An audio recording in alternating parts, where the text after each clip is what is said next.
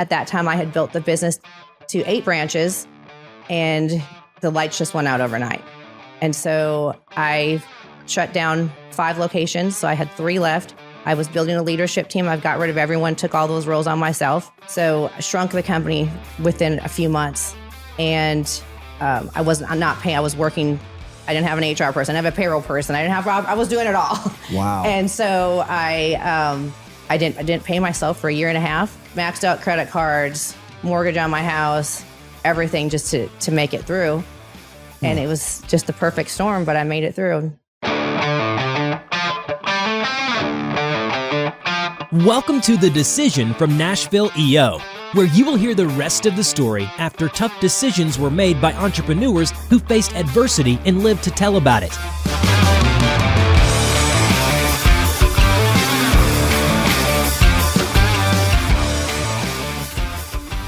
Welcome to The Decision, the podcast by EO Nashville, where we talk to entrepreneurs, EO Nashville members about the fun that we all get into in the process of being an entrepreneur. Starting new ventures, running them, scaling them, selling them, fixing them. And with me, as always, my partner in crime, now on my left, Mr. Robert Hartline. I'm Eric Jackson. Robert, welcome. Is here, and I'm so excited that Eric is here because last time I had to do it all alone. It was really lonely without my co-partner in this endeavor. So glad you're here. I'm glad to not be sick anymore. It was just happens sometimes. It was just after the talent show. Yeah, it was. And you had, you worked hard getting ready, and I took a bunch of drugs and stayed not sick until I was driving. That was a really great event. Oh yeah, I really it was. Enjoyed it. Yeah, it had a lot of great talent. Yeah. And kudos to Robin Davis. I mean, she killed that song. She did. Really good. And with us today, we're excited to have Jolene Tate, longtime member of EO Nashville, and I think our first guest who jumps out of perfectly good airplanes. They're actually not perfectly good. Are there? No. I'd rather jump out of them than land with the ones that we would jump out. Okay. Yes. So how did this start? Oh gosh, we're jumping right into that. Yeah. Okay. Let's do it. It is EO related. So one of my forum mates had a bucket list, which went through several things throughout the year, and some of them included bringing in his forum mates. And so we were at a forum retreat at Mike Levine's lake house out by Tullahoma, Tennessee, where Skydive Tennessee is located. And at the end of our retreat, he wanted everyone to jump, do a skydive, tandem skydive. And so I think out of eight of us that were in the group, 4 of us actually participated. And so we jumped out of the plane. I had no desire to do it, but I was there for my forum mate, and everyone else said one and done. And I could not wait to get back the next weekend, even though I didn't open my eyes the first time, jumping out of a Cessna 182. And I went 4 weekends in a row, tandem, back to back to back. And one of the skydive instructors said, you should think about getting certified and do this. I thought there's no way I could do that. And I tried it. I did my 25 jumps, got certified. And then I found out that there was a competitive side. Oh. And so I started traveling all over the country, doing the wind tunnels and competing all over the country, and had 1,200 skydives at the very end. But what I found was that it was a really great escape, and very, people think this is crazy to say that jumping out of a plane is relaxing, but you're in the moment. Something about when that door opens and it's just so peaceful. And when your parachute opens, there's no phones, there's just you and looking at the earth. And you're just in such a concentrated state of mind, it's a serene state of mind. And so I got a little addicted to it. So it's an altered state. Yeah. Yeah. And also, being able to make quick it's not a good safe sport for everyone, because some people panic when things go wrong, and I've had a couple malfunctions where I've had to use my backup parachute, and the ability to slow your mind down, which is maybe a 3-second thing, feels like a 5-minute, scenario going down and, doing your safety procedures. Some people would panic and just, it's, I miss it. I'm retired right now, but I might pick it back up. When I had my son, I hung up the skydiving, but I still have all my equipment and might take it up when he gets a little older. Yeah. Well, as they say, it's not the fall that kills you. just a sudden stop, right? Have you ever heard that before? I've not heard that, but usually it's usually preventable. Yeah. From what I've seen in the industry, it was, preventable things, not following the safety protocols. Yeah. There are rules for everything, right? Yes.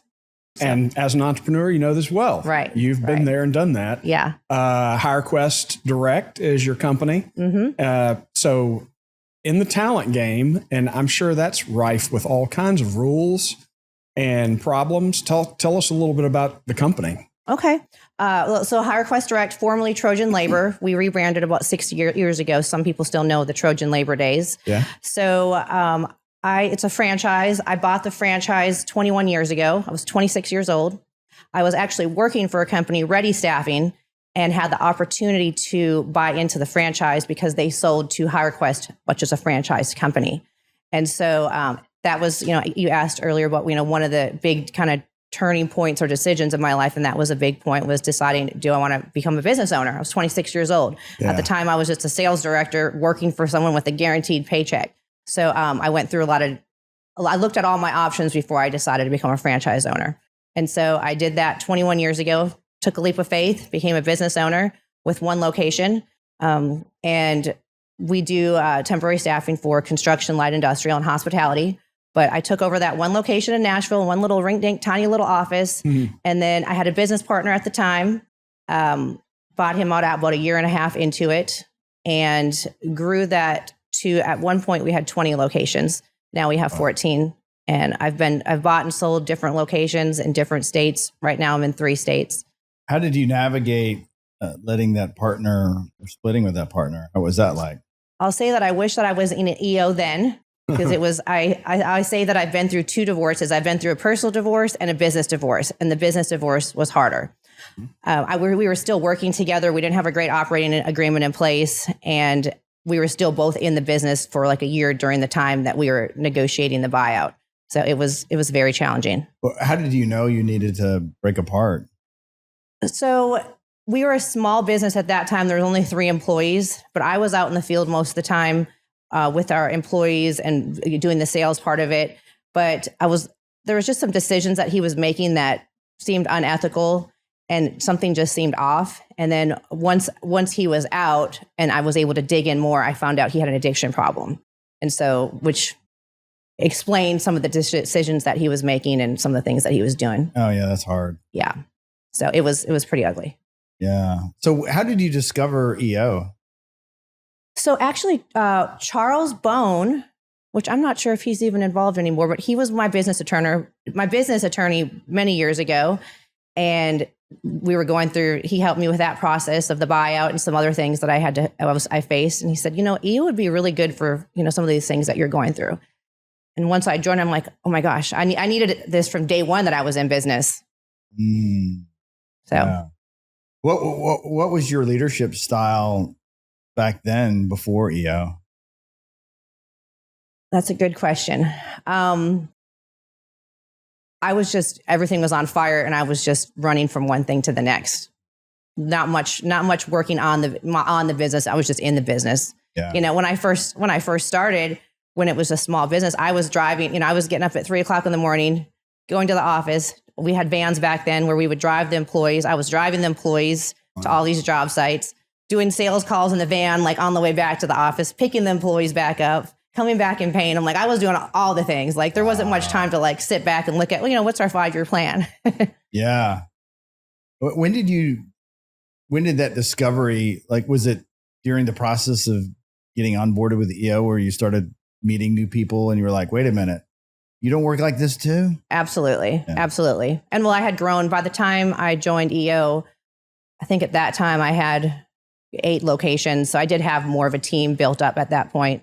And so what I did rely on was some of the other associations that I'm in, but they're nothing like EO, but to see like other mentorship and, how other businesses were operating and learning from them. But nothing's out of all the associations that I'm in. I tell everyone all the time, like EO has been the best thing, personal and business wise, that I've been involved in. Yeah. What would you say was the biggest decision you've had to navigate?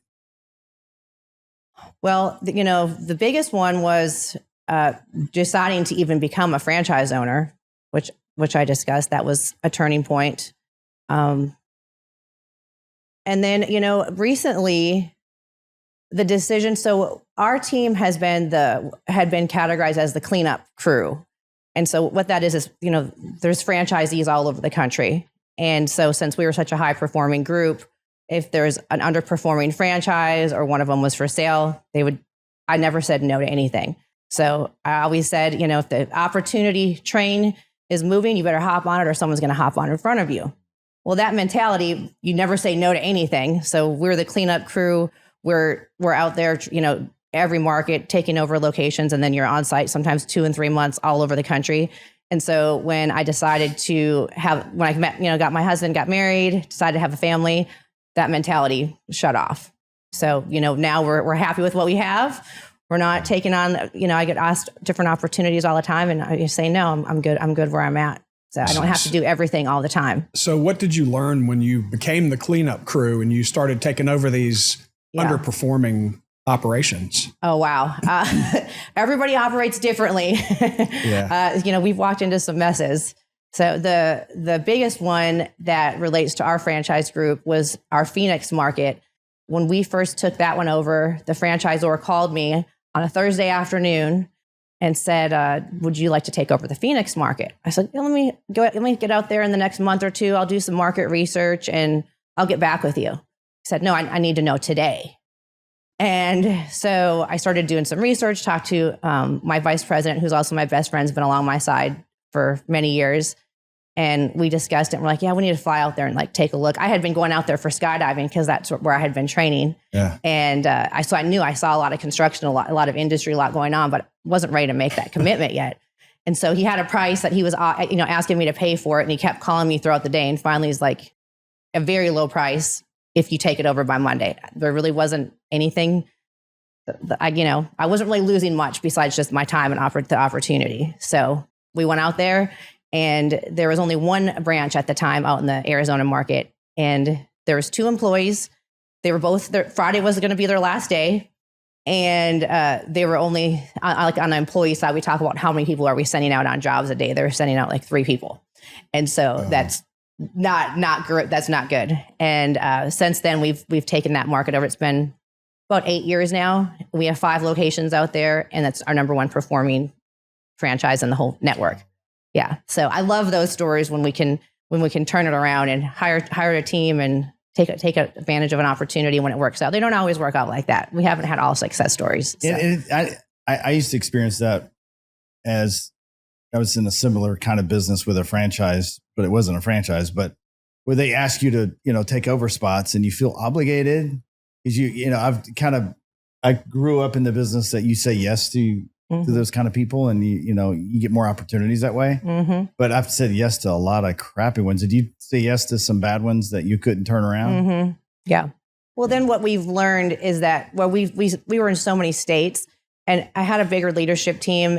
But it's hard in the franchise model. It's really important to be present in the market that you're managing. It is possible, but it's hard to be successful when you're not in the market. So when you get spread too thin, the leadership team's traveling all over. It is hard. So I think in the franchise model, it is more successful when the franchise owner is in that state or market. Yeah. So how do you manage that now? I'm assuming you're there occasionally, at least, or do you have a preferred person who's really part of the leadership team on site? Right now, there's three of us on the leadership team that travel regularly. So there's usually someone, and all of us are traveling all the time. So we're in the markets. But it gets tiresome traveling sometimes, especially when you have a family at home.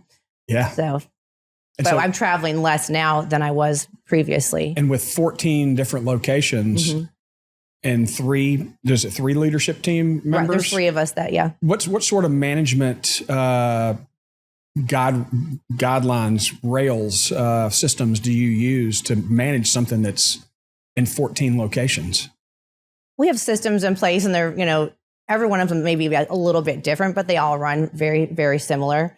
And so, having regular check-ins with the managers, and there's an operations manager that kind of handles the branch managers. We have a sales manager that takes care of the sales reps. And then we have a meeting rhythm. We did some of the Petra training back in the day and got our meeting rhythm. We do we call it a 911 huddle at 9/11 every day. We do a check-in. All the branches check in. So we call in. So we all kind of get on the same page every day. And then we have a weekly call that we check in on. And then we do sales blitzes and team building, and we're always out in the markets. Yeah. So what's your key strength that when you're doing it, you're in flow, or it's also called a unique ability? What's that thing that all your leaders come to you for? I see the positive in everything, and I can look at things, a situation from all sides of the story without going quick to judgment, because usually it's an employee issue or something that comes to my attention, and I don't just okay, let's step back and look at this, and I always pull a positive out of anything that we have going on. Even like right now with times that are hard, like what can we step back and learn right now? Take it as an opportunity. How has hiring that type of employee changed since you started? Yeah, it's changed a lot with technology.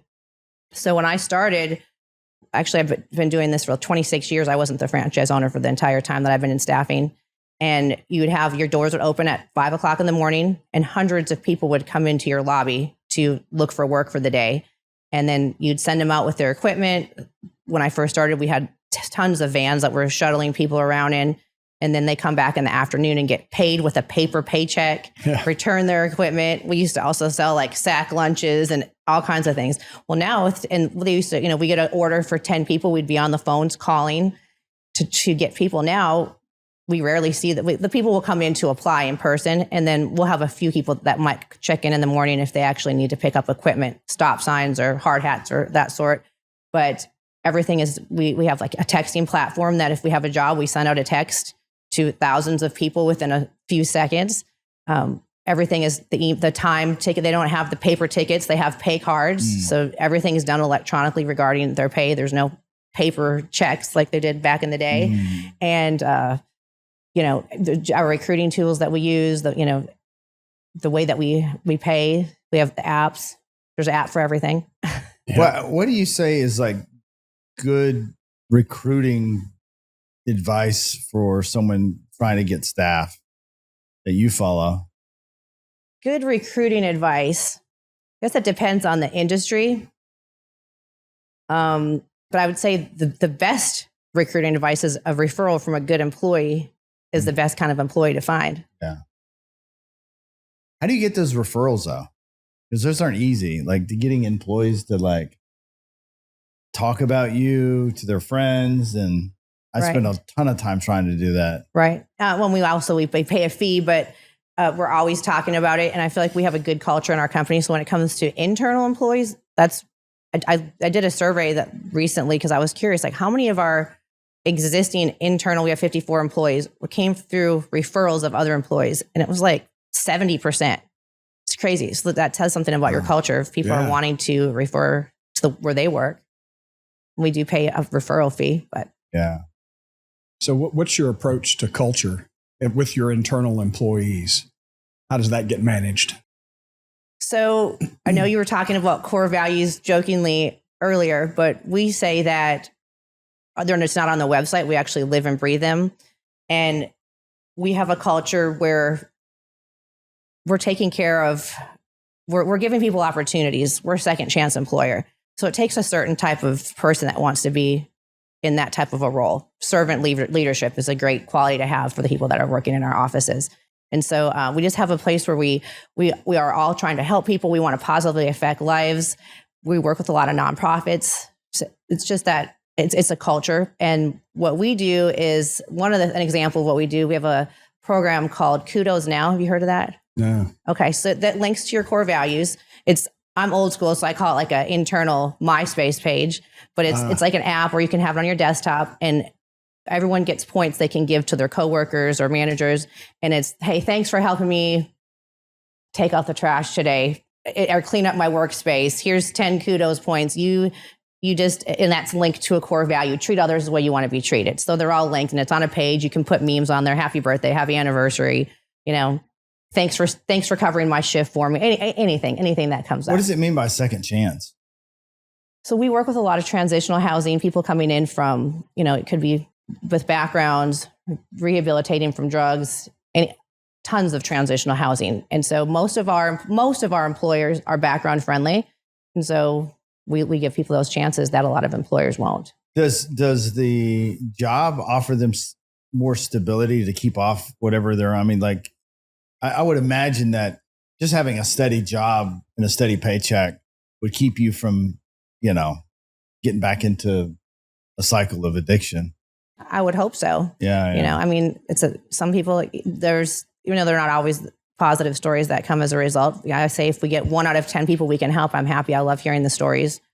I was in an event earlier this week and someone came up to me and I'm not as in contact with our community partners as much as, our branches because we're so spread out. But this woman came up to me and she was with the prison system and she helps these people, get back. And she said, thank you so much for Bob, getting them this job with this company. He's now got hired on full time. They love him. He's getting his life together. He's just so grateful. And they actually promoted him like a high paying job.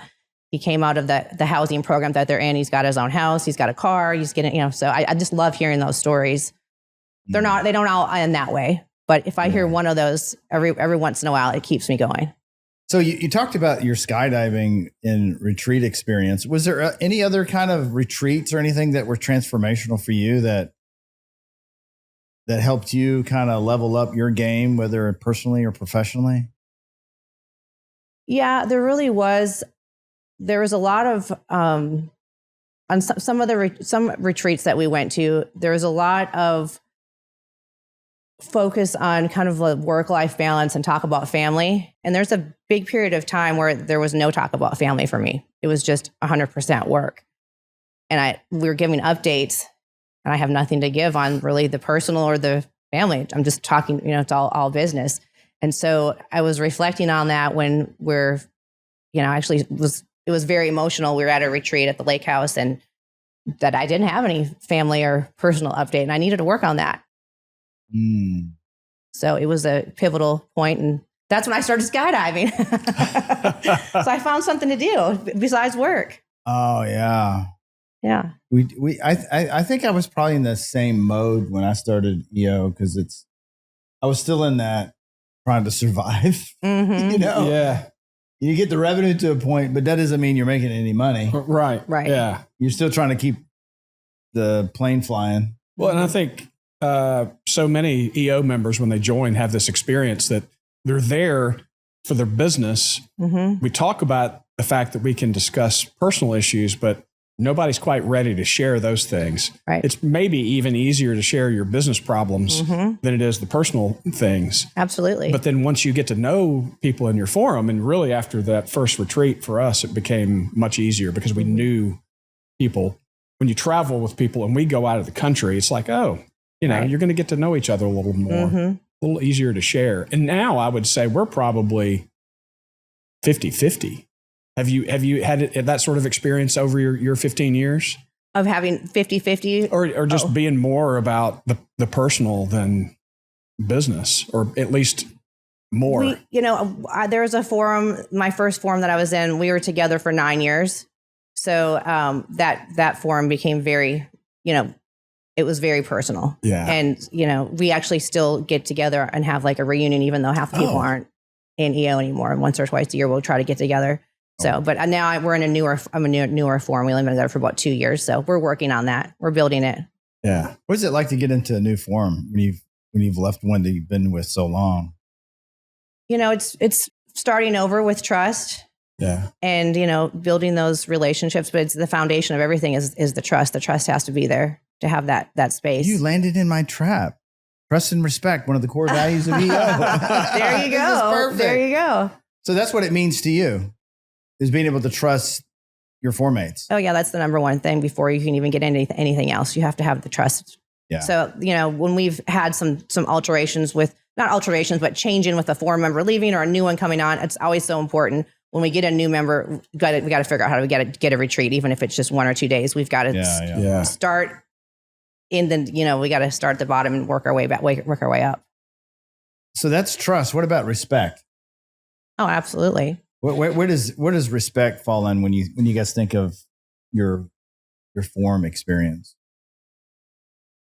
Well, I can say that, I think we all walk into a new forum and have preconceived ideas about, just based on very little information about how the person presents themselves, how they carry themselves, the things that they say.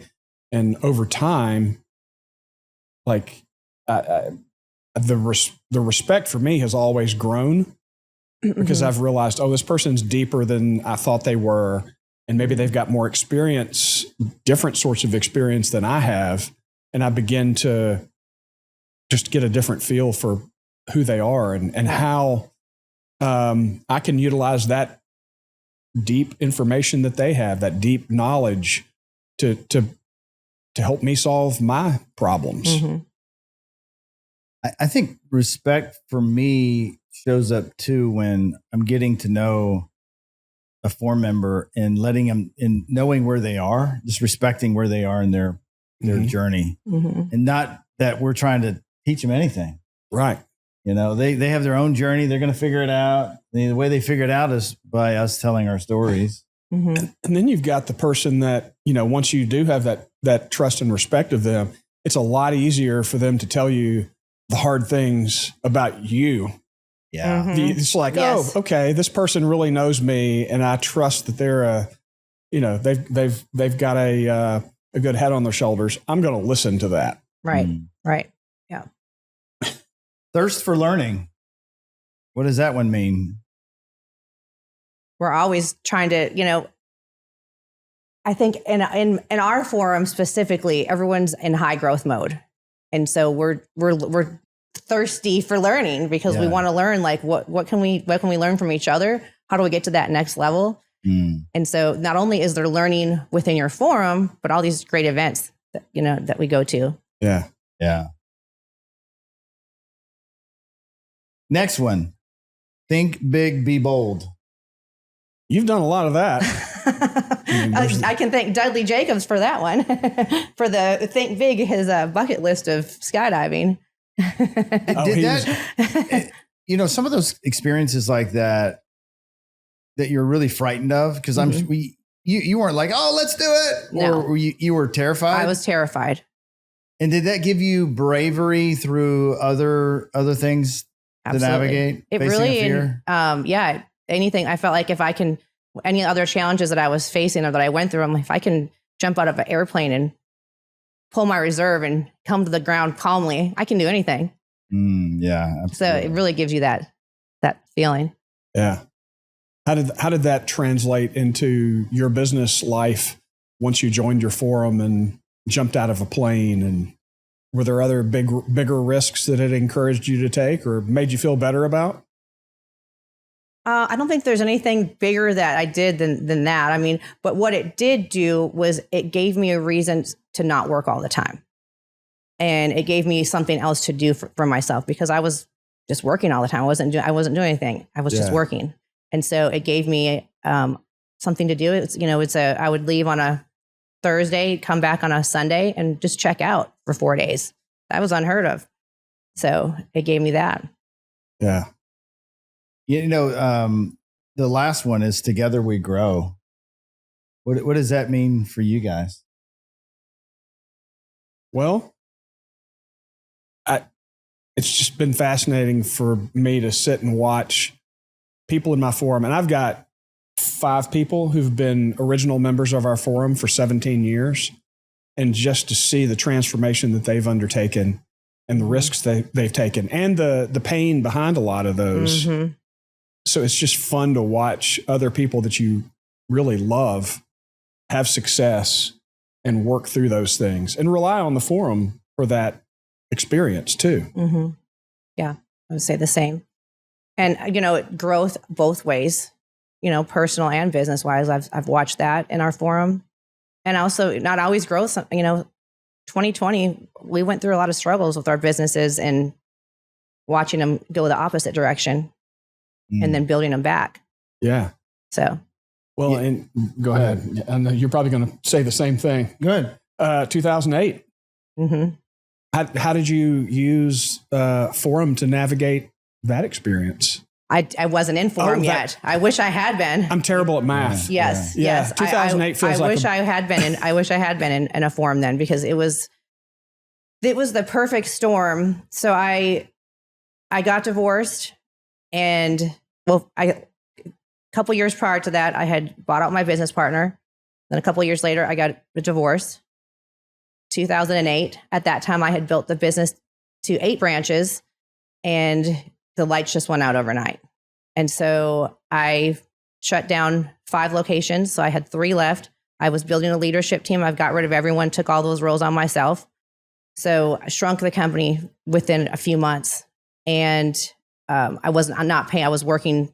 I didn't have an HR person. I have a payroll person. I was doing it all. Wow. And so I didn't pay myself for a year and a half. And, took out, maxed out credit cards, mortgage on my house, everything just to make it through. And it was just the perfect storm, but I made it through. That's humbling. Then I filed bankruptcy, personal bankruptcy. Yeah. So started over again. I felt like I've started over several times from scratch. And now that you've made that, because a lot of people fear that. That's like their biggest fear is that now that you face that, it probably doesn't even faze you. It phases me, but I'm not scared of it. Yeah. Yeah. That's not the end of the world. I know how it can come. You can get it back. You just have to starting over isn't always a bad thing. Yeah. Learn from your mistakes and learn how to. That's the place I'm at, because I just joined a new forum, and they all have much bigger businesses. And man, talk about a lot of like negative self-talk after my last several forum meetings. I feel a little bit down, because I'm like, I'm way down here, and they're like at this level that I want to get to, but I'm just like not there. Comparison's the thief of joy. I know. Yeah. And what's so crazy is like, I'm listening to some of these challenges they're navigating with all kinds of things you would have in a business, with lawsuits and employees and, things that are going on that I'm not having to worry about, but I'm secretly wishing that maybe I had that, which is you say that now, which is so ridiculous. Yeah. Like I kind of missed some of that. Yeah. Well, Marty Reed is in my forum, and he's talked on the podcast about some of the things he's gone through. He was one of the people that came into I think it was our first full meeting, and talked about getting sued for, I don't know how many millions of dollars it was. And I thought, well, thank God I'm not that guy. Right. Yeah. And so you get to see those experiences, and a lot of the stuff that he was trying to do with his business, it's just not for me. Mm-hmm. Yeah. And that's how I kind of came to realize, there are risks and things that I'm just not cut out for. Mm-hmm. I had a different vision for what I personally needed to be doing, and that's okay. I'm trying to fix your problems here, Robert. Please fix it. That's not forum proper, I guess. Question: if you were sitting with a group of aspiring new EO members starting their EO journey, what advice would you give them to navigate? Wow. Advice to navigate. So new business owner, or a new entrepreneur, new business owners, or just new to EO? New to EO. Okay. Yeah. I would say definitely to the forum, to utilize everything in EO. The forum experience is, hands down for me, has been the best part of EO, to really cherish those relationships and to put, you're going to get out of it what you put in it, and really to seek to get to that 5%. And then also take advantage of all the different learning tools, and not just the members in your forum, but there's so many people to meet in the network. The new thing that they're sending out where you can have lunch with someone or meet up, the one-on-ones, those have been great. Yeah. I'm meeting people, especially with having such a big chapter. So doing things to get out and meet other people and hear other people's stories. This podcast, I was telling you earlier that just listening to this podcast and learning about all the stories behind all the EO members, there's such a wealth of knowledge amongst this group to really cherish that and take advantage of that. It's a special place for sure. Mm-hmm. Jolene, thank you for joining us. And if you are an aspiring EO member entrepreneur here in Nashville, Tennessee, learn how there's over 350 of us here in Nashville, Tennessee, who gather together in what we call forum every single month to navigate important decisions that we're having in our personal lives and our business lives. If you'd like to learn more, visit eonashville.com. Thanks for watching and hope to see you next week. Thanks for listening to the Decision Podcast by Nashville EO. We'll see you again next time, and be sure to click subscribe to get future episodes.